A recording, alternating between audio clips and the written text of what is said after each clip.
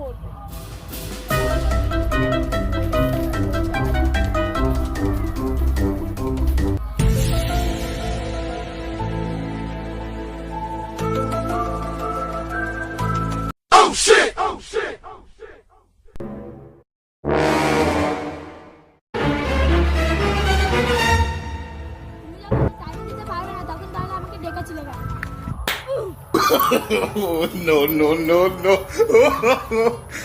বন্ধুরা তোমরা এটা ভুল ভাববে না, এটা গার্লফ্রেন্ড তো, এটা প্রাইজ।